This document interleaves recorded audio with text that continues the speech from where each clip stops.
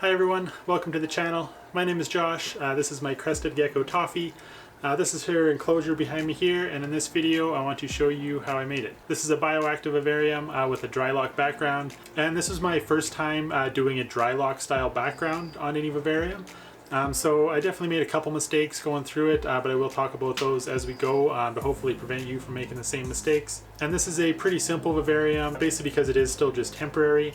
She is still growing, she should get quite a bit bigger than this, and this enclosure is only a 12 by 12 by 18, so I will be upgrading her eventually. So I didn't want to go too crazy on this build, especially since it was my first time using the dry lock method. I wanted to try it out on a smaller tank first. But let's show you how this one was built. So first we'll go back to the beginning because I bought this one used and it actually came with a different background in it that I had to rip out first. So I did get this tank used and I picked it up for really cheap, but it did come with this background which has got like a fake plastic plant foamed into the back. So the first step is to remove this, and I have had a few people ask me if it's possible to remove these foam backgrounds in case they ever wanted to redo or repurpose it. And as you can see here, it is a little bit of work, but you definitely can remove them. Basically just use my hands to tear away the majority of the foam and then used a razor blade scraper to clean off the remainder. I also used the scraper to help clean up some of the hard water spots left on the glass, and then I just wiped it all down, and with about 20 minutes of work I was basically looking like brand new. So after getting it all cleaned up, the next thing I did was start laying out some of the cork bark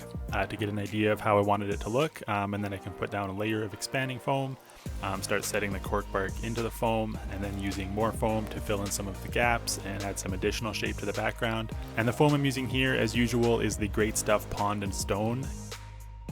Here you can see the foam fully expanded and cured, and now it's ready to start carving. And I basically just use a sharp knife or a serrated knife and cut out little bits at a time until I get it down to the shape I want. And this is what I ended up with after the carving. I just tried to kind of create a lot of texture and surface area for the gecko to climb on and around. And then it was time to seal the background, and this was all a bit of an experiment because it was my first time using the dry lock method for this. Instead of the more traditional method of using like a layer of silicone and then applying like a substrate mix over the silicone. I have been wanting to try this method for a while, and I thought it was perfect for a crested gecko because I think it leaves a better surface for them to climb on. So this is basically just kind of like a really thick paint, so I used a brush to dab it on and cover up all the foam. And one of the things about dry lock is that it is tintable, so you can use different colorants to create different shades and different looks for your background. And for this first layer, I didn't tint it at all. It came out very bright. In retrospect, I would have started with a very dark base and added the lighter colors on top as I went. So I realized this afterwards, after doing the first coat, so I ended up doing a full second layer mixed very dark with this charcoal colorant. And now you can see here at the bottom there's some patches of different colors. I was kind of experimenting with getting the colors that I wanted. It was really hard to find these colorants at the time. In fact, they still are. For whatever reason, they're really unavailable in Canada. The only ones I could find were this charcoal and this red, but I was trying to get some brown in the background, so I was basically trying to experiment with mixing the charcoal and the red in different proportions to try and get kind of a brown color.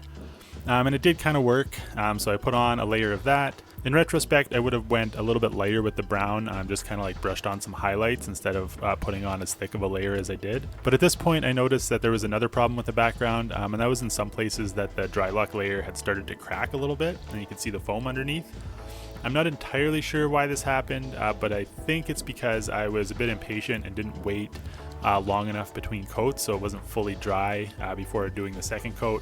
So I ended up leaving it for a couple of days to fully cure, and then I did another layer of just the dark charcoal tinted, and it worked pretty good to fill in the cracks, but it didn't end up looking as natural as I would like. But at this point it was kind of all sealed, and I had done quite a few layers, so I kind of wanted to just get it done with. And I know once all the other wood and the plants are in, you're not going to see the background a ton anyway, and ended up not working out too bad. It looks decent now that it's all growing in. But with this background done enough anyway for an experimental one, it was time to put the rest of the tank together. So this is a pretty basic vivarium, kind of temporary for her because I do want her to get into something bigger.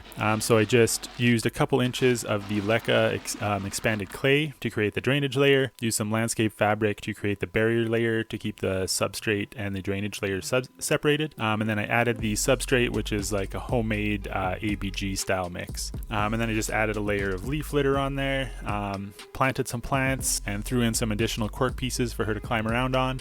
Put the magnetic feeding ledge on there, and I waited about a week for the plants to kind of get a little bit established so that she wouldn't wreck them as she was climbing on them. Basically all that was left to do was release Toffee in there, and as you can see, she seems to like it. Alright, that's going to do it for this video. Thank you all for watching. Do me a favor, hit that like button if you enjoyed it, and subscribe if you want to see more. If you want to see my second attempt at building a dry lock background, which I think turned out a little better, you can check out my Frogs & Co build here.